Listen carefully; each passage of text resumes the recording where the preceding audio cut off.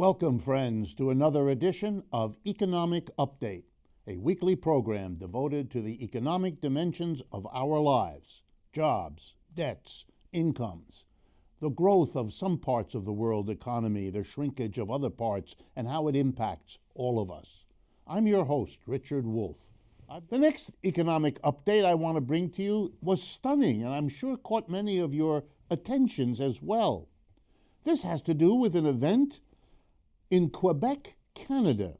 700 physicians, residents, and medical students rejected a pay raise that had been negotiated by the federations that represent them.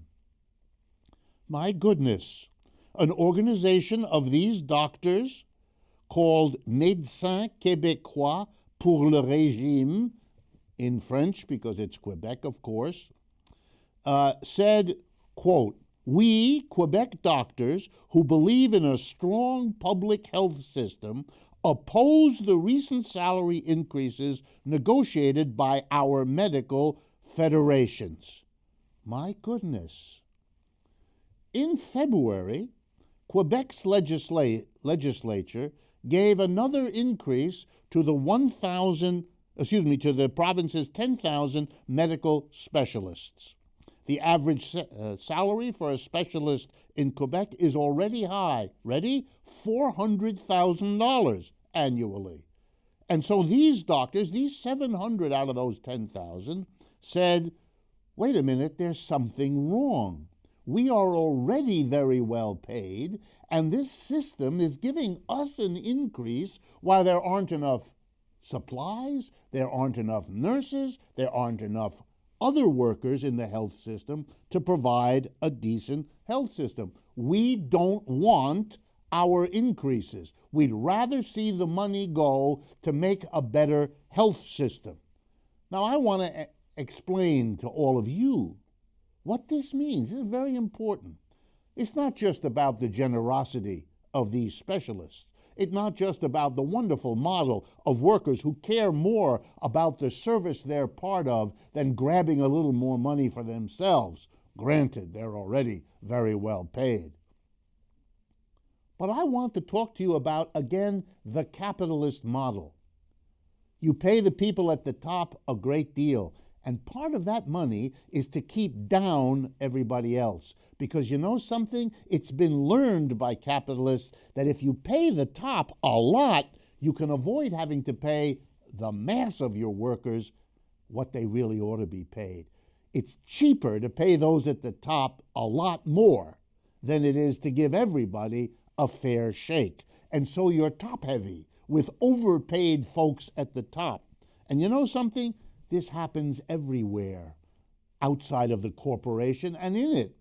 Corporate executives at the top are paid enormously, and part of their job is to manipulate and control everybody else, because the people who run the system understand in the end it's cheaper to pay the top a lot more if it avoids having to pay the mass of people a decent salary. You see it in the university with top-heavy folks at the top, at the administrators. You see it at the YMCA. You see it in the medical profession. You see it everywhere. Messing up the average worker by overpaying those at the top and telling them, we'll pay you extra, you keep the lid on all of those fellow workers. Well, 700 courageous doctors and medical professionals in Quebec understand this game and said no. As if to illustrate it, here's the next update. The UUK, which is a organization of lecturers and other staffs in universities across the United Kingdom, started a 2-week strike period on March 1st. Why? Because, again, the conditions of their teaching and the quality of the education they can bring to the people of Britain is being attacked, and they won't have it. Another example, Oklahoma. Oklahoma is a state here in the United States which has the following statistic it has to be ashamed of. It has the lowest paid public school teachers in the 50 states of the United States. They were so moved by the strike of public school teachers in West Virginia that they are now planning to do it themselves. They're going to have a strike. And their union, unlike the one in West Virginia, the affiliate of the National Education Association, is saying they will be part of this. They saw the writing on the wall in West Virginia. Once again, teachers are saying, you cannot treat us as if we don't matter, because it's an insult not only to us as professional teachers, but to the people of this state into whose care you have entrusted their children. What kind of a commitment to the future, to children, is shown by paying your teachers less than any other state in the Union? At this point, I want to make a usual break and remind you that we maintain two websites that we urge you to make use of.